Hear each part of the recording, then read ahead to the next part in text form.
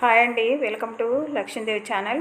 ఈరోజు నేను పన్నీర్ బిర్యానీ చేస్తున్నా. చూడండి, ముందుగా పన్నీర్ ముక్కలు తీసుకొని కొంచెం పెద్దగా కట్ చేసుకొని ఉప్పు కారం కలిపి పక్కకు పెట్టుకోండి. మరొక కళాయి పెట్టి అందులో చెంచాడు నెయ్యి వేసుకొని పన్నీర్ ముక్కలు అందులో వేసి కొంచెం కలర్ వచ్చేంత వరకు ఎంపుకొని అవి పక్కకు పెట్టుకోండి.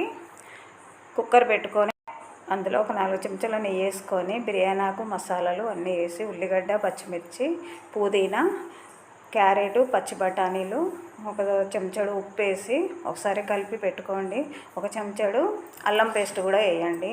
చిటికెడు పసుపు, చెంచాడు కారం, ఒక చెంచాడు ధనియాల పొడి, అర చెంచా గరం మసాలా వేసి ఒకసారి ఉడికించుకోండి సిమ్లో పెట్టి. ఆ రైస్ కూడా అందులో వేసేసి మనం కడిగి పెట్టుకుని గ్లాస్ రైస్కి గ్లాసున్నర వాటర్ పోయాలి. నిమ్మకాయ పిండుకొని 2 విజిల్లు ఇచ్చేయండి. అంతేనండి, పన్నీరు బిర్యానీ రెడీ అయిపోయిందండి.